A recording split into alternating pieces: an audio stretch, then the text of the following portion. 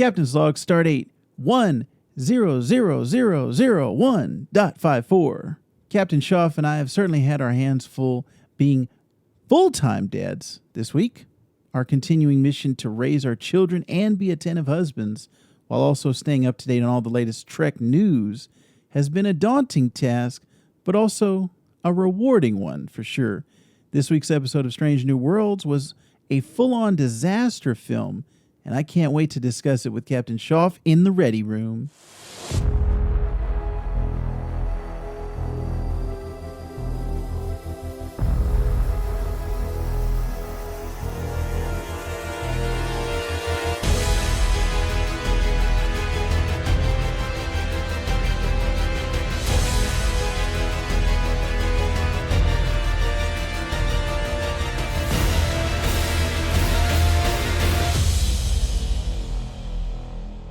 Aw, yeah, it's time for another episode of TREKnological, your Star Trek shakedown. I'm your host, one of your hosts, Captain Vactor, and with me is I would say, the buffest captain in the land, Captain Schaff. How are you doing, Schaff?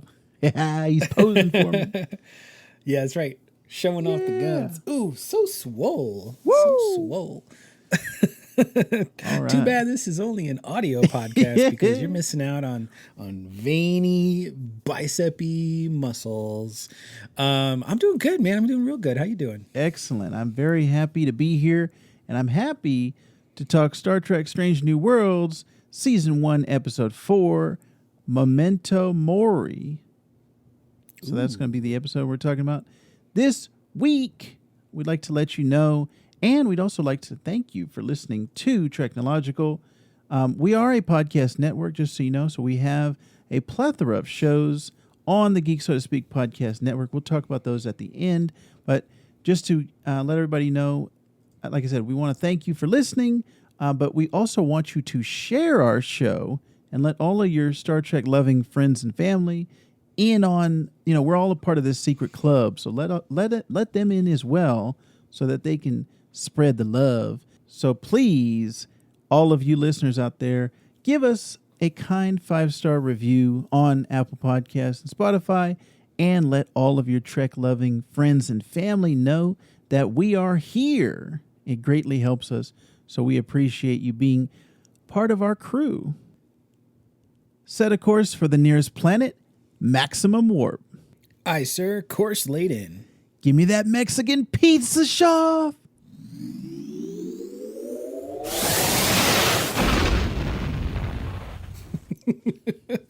Homemade, made by your wife. With some homemade Baja Blast and a homemade popsicle for teething. Captain Schaff, why don't you slide over to the transporter room where we'll beam down to the planet's surface to search for some juicy Trek news. Aye, sir. Sliding on my way. To beam down.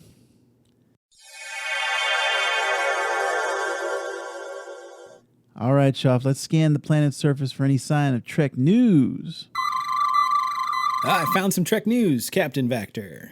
Oh, yeah. What kind of stories did you find, Schaff? Well, you're going to be so thrilled. Okay, so some of the stories we've got for you today, exploring Strange New Worlds in Starship Captains, which is an upcoming game, board game that is going to be available to purchase. Very exciting news about that. Also, some more information about the Gorn, who are featured in this week's episode of Strange New Worlds. If you don't know anything about the Gorn, fellow Trekkies out there, you're going to want to check out this bit of news. The Orville's Seth MacFarlane has been talking about how his show compares to Star Trek. And there's a new comic book called Star Trek Trill. So keeping in the theme of how the comic books recently for Star Trek have had Klingon features and Romulan features and all sorts of other stuff. Now, in addition to Mirror War and Discovery, there's also going to be a Trill feature, which is pretty cool. Because Trill are very interesting species of alien, considering that they're carrying a symbiote and they've got this crazy amount of memories of all the previous hosts. It's just wild. So very, very cool. But the biggest news, probably the most interesting, I think, is a question. And that is, if you're introducing somebody to Star Trek, where do you start? Because Captain Vactor, I know for myself, I was too young for too young for original series, just the right age to be enjoying Next Generation, and that's where I kind of kicked things off, and then went from there to Deep Space Nine, to Voyager. I would sprinkle in some original series. I loved the movies, but like I definitely did not start with original series. And this particular article is talking about the beginner's guide to Star Trek, and they start with the original series and then move on through in a mostly chronological release date order of stuff. But I wanted to get your take on it. Where would you start? If you were telling somebody who didn't know anything about Star Trek, you're like, you got to get into this, where would you have them start? Yeah, I've actually had this conversation with a few of my friends, and as of right now in 2022, Strange New Worlds has been the one that I've been recommending to people who are not familiar with Trek, or they wanted to they're curious about it and want to see what it is. And then if that, captures their attention and they want to learn more, that's when I'll go to what my first taste was Next Generation. And that's what got me into Star Trek. So I would kind of push them in that direction.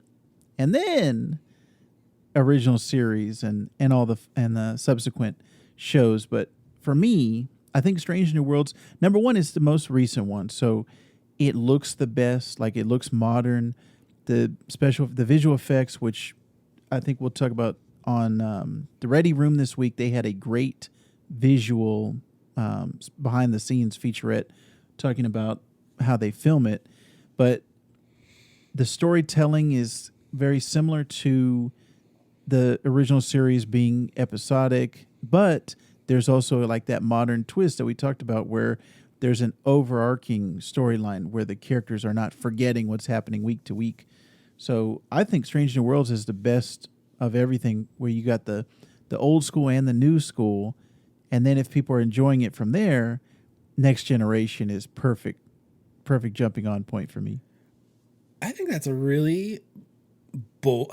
How dare you say something so controversial yet so brave? No, I think you're right on. I think that makes perfect sense, because I think a lot of the younger generation who are used to CGI and visual effects being really, really good, or for the most part really good, they might not have as much patience for the older shows that don't have as polished effects, or they were filmed on cameras that now look grainy in their footage. Like Deep Space Nine is a great example. An excellent show, but it was not filmed in a widescreen format, and it's suffered over the years. Looking back at it, it just looks like an old show. So that whole pan and scan look kind of chopped up a bunch of the footage. So I think you're right. I think Strange New Worlds is a good place to kick things off. And I also think that, and we had this discussion before, going into the original series, you have to take it with a grain of salt because of the visual effects and the time period that they were working with. And your suspension of disbelief has to be a little bit higher, because to me, the appeal of Trek is the storytelling. The stories, I think, transcend time and time period. The 50s, 60s stories are relevant today. Like there's many aspects of the plot that are relevant today. And that's what makes it interesting. That's what I try to show my wife and say, hey, look at this. This story is interesting. And it's throughout all of them. And we're getting further and further away from Deep Space Nine and Voyager. So our memories are a little bit better. Like, oh, yeah, I remember it looking good when it was airing. But now we're looking at it, 10, 15, sometimes 20 years later. And it hasn't aged visually as well as the storytelling has or the acting has. So I think you have to go into it with a grain of salt and with a little bit of you have to use your imagination a little bit more, versus with Strange New World, it's like, all right, this is a modern show, so everybody who's watching TV today can get into it. But I am very happy that they have this article, Shoff, and you can check it out. We'll link to it in our show notes, so you can check that out. Thank you very much, Shoff. Let's transmit those news articles to our show notes for our listeners, and then let's continue our weekly mission with our episode discussion. All right, so this was episode 4 of the first season, I should say, of Star Trek: Strange New Worlds, Memento Mori. And I know Shoff has a degree in Latin, but for those who are not, I'm a cunning linguist. For those who are not fluent in Latin, this translates to remember that you have to die, Shoff. It's an artistic or symbolic trope, acting as a reminder of the inevitability of death. And I'll read the synopsis for us. While on a routine supply mission to a colony planet, the USS Enterprise comes under attack from an unknown malevolent force. Pike learns that the enemy cannot be dealt with by conventional Starfleet means. Shoff, let's throw up a red alert right here. So if you are not caught up on Strange New Worlds episode 4 of the first season, go watch it, get caught up, and come back because we're going to spoil it right now. All right. Yeah, so Shoff. Yes, sir. We saw the return of a classic Trek villain. You were speaking of the original series in our news section. The Gorn. And this is a villain that is, I think, infamous because when I was growing up, the scene of Kirk fighting the Gorn was one of those ones that my dad was like, hey, look how phony this is. Look how phony this looks. It's a guy dressed up in a lizard costume, and Kirk's holding up these fake rocks, and he's throwing them at him. So this is, I've always had this in the back of my mind as, oh, this is corny. I didn't think of the Gorn again until this episode. I thought they brought the Gorn back and did a modern take on the Gorn where, and they talked about it in the Ready Room as well. It's kind of like Jaws, where you're not seeing it, but you're hearing about them. It's like a psychological threat, and your mind is kind of filling in the gaps of what the Gorn is. So when you were watching this week, Shoff, what was your thoughts on the Gorn? Well, I was wondering if we would see them, first and foremost, like see what they look like in this sort That's of what modern I was wondering too. Spin on things. I mean, we know that they're lizard people, basically.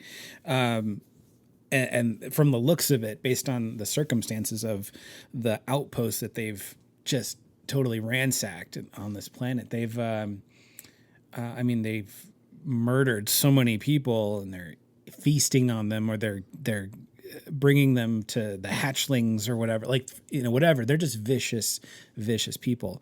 And even before they said it was the Gorn, just the type of ship it was, I recall playing Star Trek Online or something akin to it, another maybe Star Trek computer game back in the day. And the first ship that they see that's like a Gorn, it's not like a battleship. It's like a fighter, what if you want to call it. Okay. Like it's a smaller ship, but it reminded me a lot of the Gorn. I was like, oh my gosh, that's probably the Gorn. That's probably the Gorn. And I didn't know anything about the episode going into it, but I was right. I was like, it's the freaking Gorn. Yeah. So really excited. Now, here's the thing. I feel like this is not the only time this season that they're going to be encountering the Gorn. Like, I feel like they have staved off the danger for the moment, but the fact that we haven't seen them yet, I think that creates like this foreboding for the rest of the season. Like, I know there's not truly like a series arc, but I would not be surprised if by episode 10, we have another showdown between the Enterprise and the Gorn. Yeah. And maybe we actually see them for the first time. Yeah, I could definitely see that. The way that they built, because it also tied into, is it La'an? Sings. You know what? They say it both ways on this show. some characters, when they refer to her, they call her Lon, and then some characters provide the little hyphen. They say La'an. So I don't know. Maybe we should just definitively on this show say what we want to call her. I like La'an because of that hyphen. Yeah, La'an sounds good to me too. Kind of like Balana. Like, yeah. I think her backstory being tied into it, and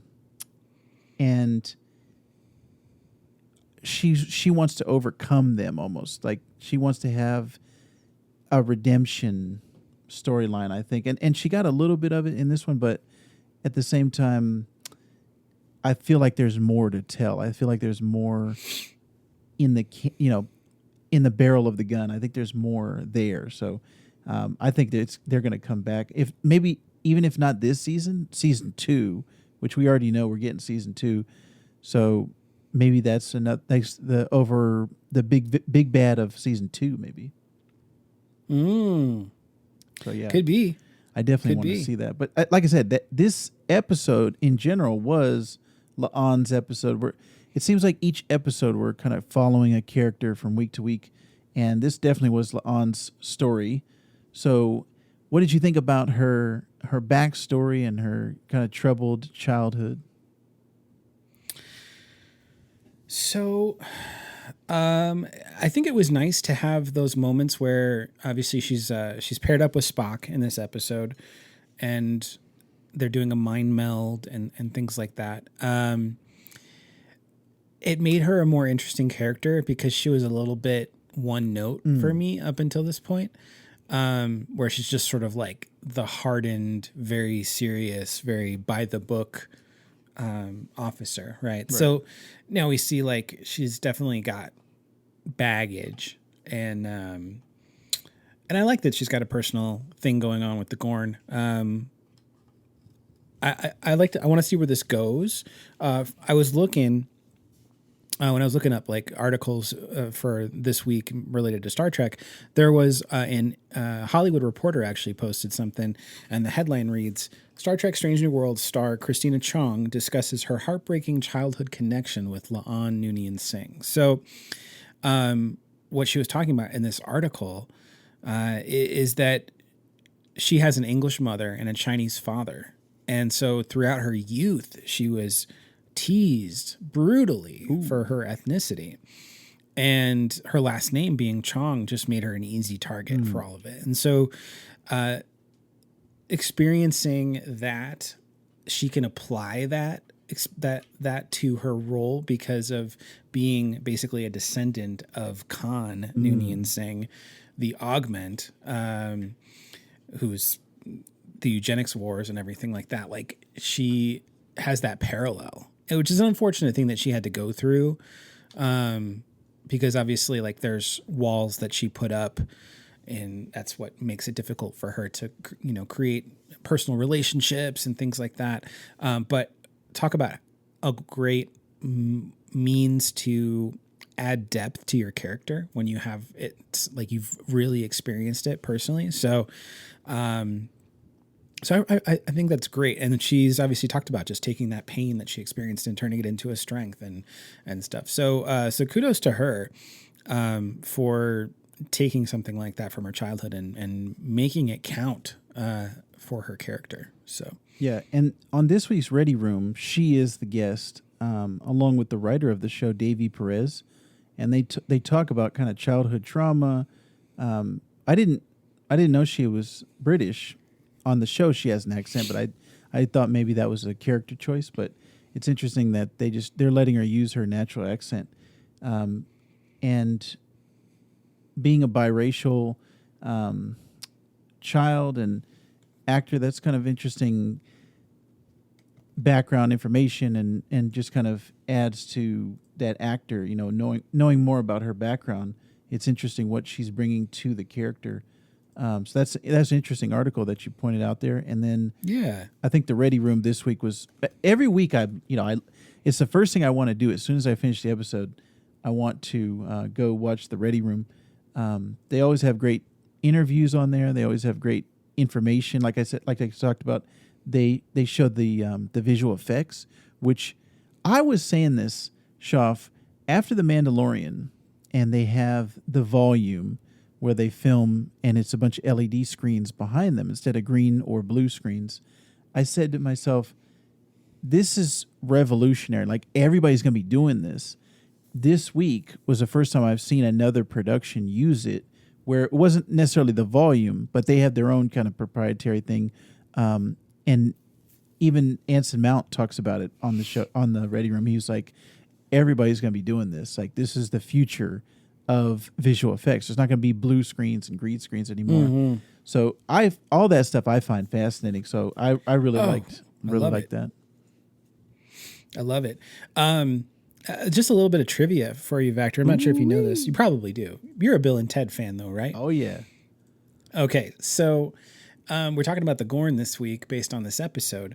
And I don't know if our Trekkie fans know this, but in the episode Arena, which is where Kirk is battling the Gorn, that takes place at on a planet called Cestus 3 in Star Trek. But where they filmed it is the Vasquez Rocks Natural Area Park. And it's near Los Angeles. It's a super famous filming location. But in Bill and Ted's Bogus Journey, they film that spot where Death is basically throwing them, or like the evil versions of them throw them off the cliff or whatever, right? Mm-hmm. That is Vasquez Rocks. That's the exact same spot. Yes. Pretty much that whole thing took place. Also, there was... there's another area over there called the Tillman Water Reclamation Plant, and that's in Van Nuys, California. And that was used to represent Bill and Ted University in 2691. And then it would also be used in Star Trek The Next Generation, as well as in Star Trek Voyager. So that whole area is a hotbed for Star Trek, but also for other things too. So I just thought that was interesting to give you some Gorn background on some filming stuff. But this episode, man.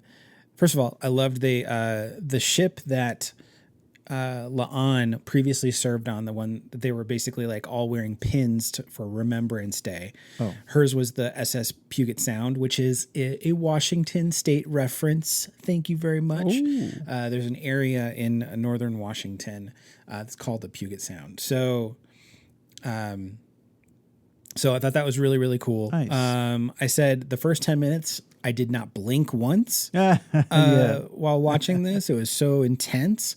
I also, during the Ready Room show with, I think every episode I have to say this,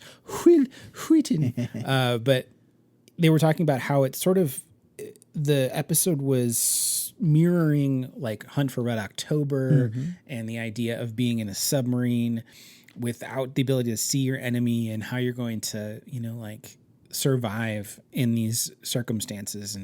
And I really, really loved this. It also gave me some serious Wrath of Khan vibes. Oh yeah. Because just like they were in the Mutara Nebula and they were hiding out from Khan's ship and they were flying blind, but they used their ingenuity to solve the problem. Like, I love that. I love when Star Trek takes their situation.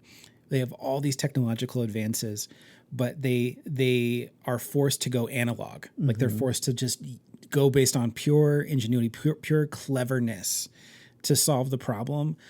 That is my favorite type of Star Trek episode or movie, is when it requires that, like, thinking outside the box type stuff. I love that. Yeah, I'm the same way. And what was cool about that was there was a little bit on the Ready Room where they had a science segment, and they talked about using the relativity, using the gravitational pull and slingshotting around. So yeah, all of that stuff was cool. Kind of like a submarine, they were flying blind, or I should say sailing blind, and the only view that they had was the one that they had to create, kind of like a radar, sonar, and then Spock was able to actually peek out through the periscope. So yeah, all that stuff was very interesting and not your typical action movie fare of, all right, we're going to solve it with our fists or with our guns. Star Trek, we're going to solve it with our brain. So I'm always a big fan of that, Schaff. always love things like MacGyver and things where you have to put, even MacGruber, Shoff, where you have to put things together. And I draw the line at MacGruber. I can't get into it. I'm too much of a MacGyver purist. They actually have a new MacGruber show on Peacock. I barely watch anything on Peacock, but I was showing it to my wife. Well, actually, she had never seen the original sketches and stuff, and I showed her the SNLs, and she was loving it, Shaw. So we are MacGruber fans in this household. But yeah, I actually didn't even ask your overall thoughts on this episode, Shaw. And this was another one we didn't necessarily. I don't think we texted about this before, did we? Briefly, only briefly, to say that we were both loving it. Okay. And I by the end of the episode, I was not disappointed in the slightest. Dare I say one of the strongest episodes so far, I think. Yeah. Definitely the most entertaining and engaging.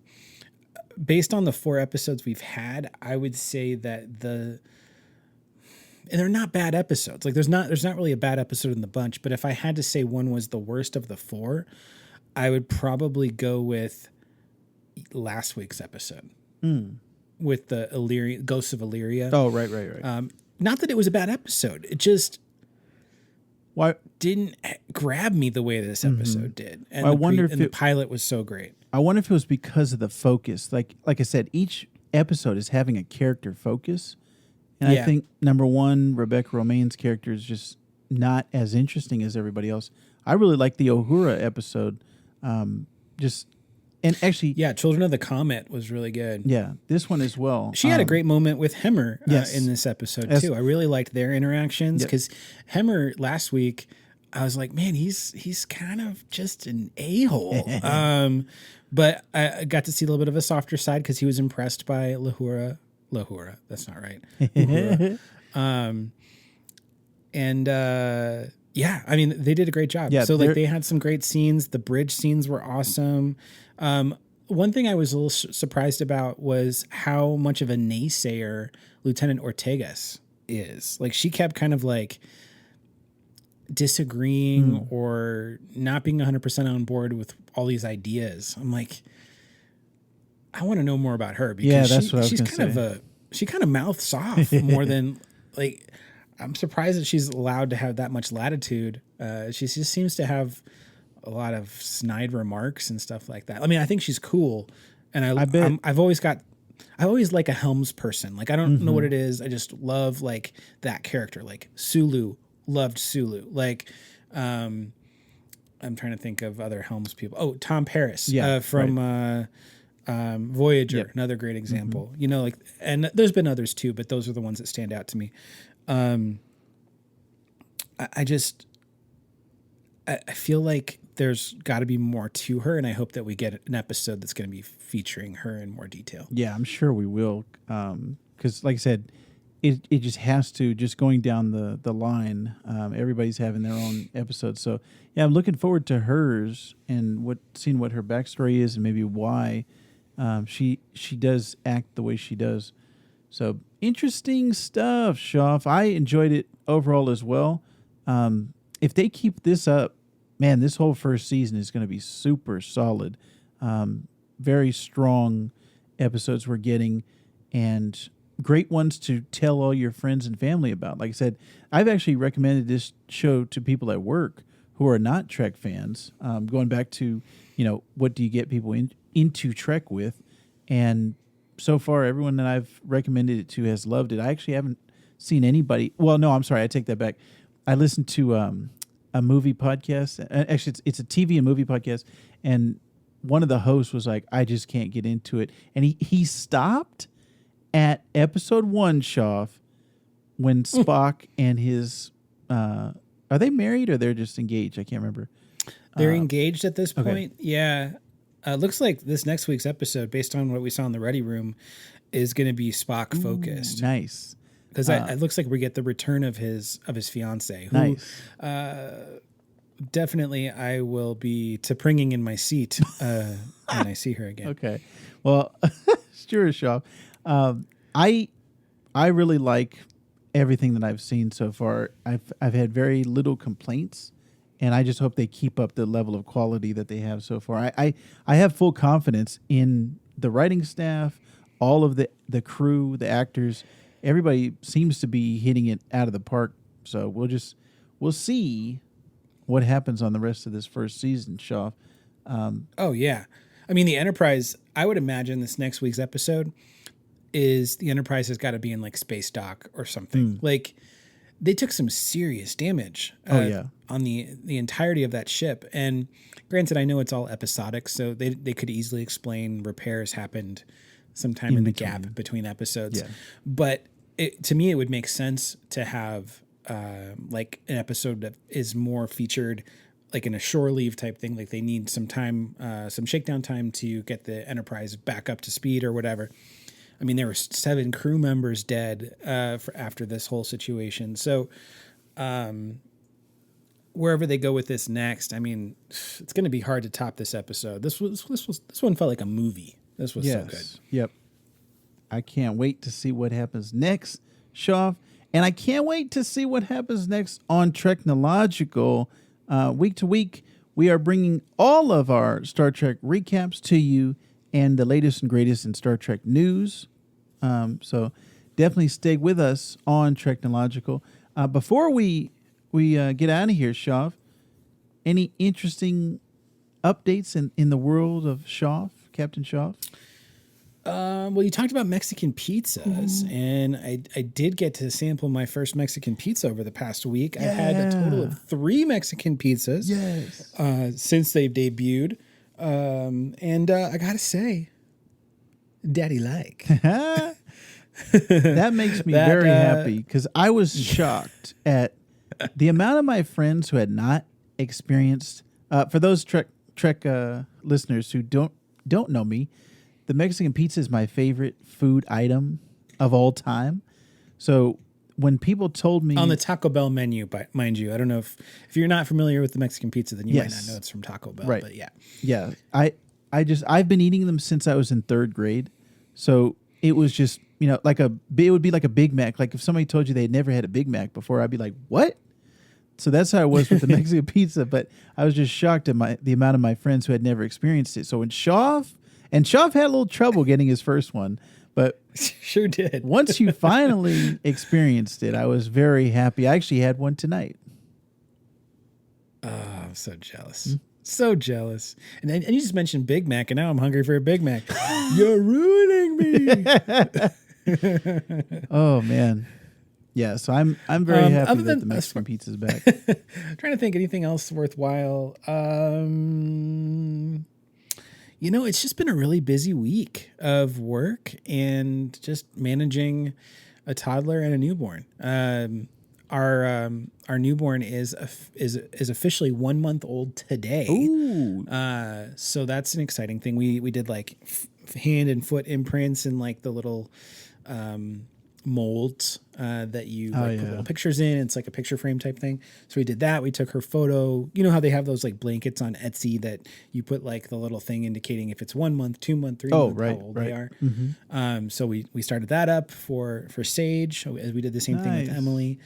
And I was looking back at old photos of Emily from her first 12 months, and it was so funny to see because she goes from being just like a little potato that doesn't move. And then as soon as she starts to move or crawl away, it became so impossible to get these photos. Yeah. And she starts grabbing the ring that's like highlighting what month she's currently aged at. So it was just like, so it's funny to go through this a second time.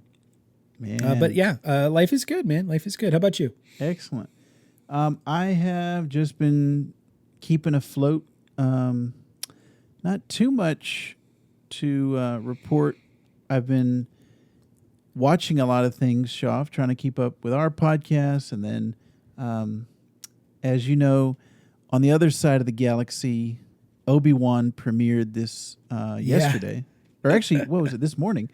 Or last night, I'm sorry. I'm technically last night, yeah. Yeah, I'm all over the place, Shaw. But yeah, I had to watch 2 episodes of Obi-Wan, and then I had to go to sleep and get ready for work the next morning. So I'm enjoying that show, Shaw, and I look forward to talking with you on Geek So to Speak in further detail. on Obi-Wan. But yeah, that's been my week, just kind of staying caught up, getting caught up, and then, as always, podcasting for the Geek So to Speak podcast network. Awesome. Awesome. Excellent. Well, that's our episode. I thank you, listener, for listening to us this week and every week on TREKnological, your Star Trek shakedown for all things Star Trek. You can always follow us on Instagram and Twitter at TREKnopod. Don't forget, if you would like to join in the fun on our podcast network, the Geek So to Speak podcast network, you can check out all of our shows at geeksotospeak.com/network.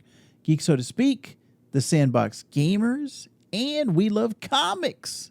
All of those are there for your listening pleasure. Please don't forget, you can also like us, subscribe to us, rate us, and review us in mostly Apple Podcasts and Spotify, but wherever you get your podcast, wherever you're listening to the sound of my voice right now. Don't forget, you can always share us with all of your family and friends. There's got to be a Trek-loving family member. There's got to be somebody in your life that can benefit from listening to Captain Schaff and I on our weekly voyages. So stay tuned, folks. Next week we're going to be reviewing. We're at the halfway point, Schaff, of season 1. That's true. For Strange New Worlds. So we will definitely be catching up on that. Some more life updates, and I think this week our mission is complete, Schaff. Vector and Schaff here, 2 to beam up. Live long and prosper.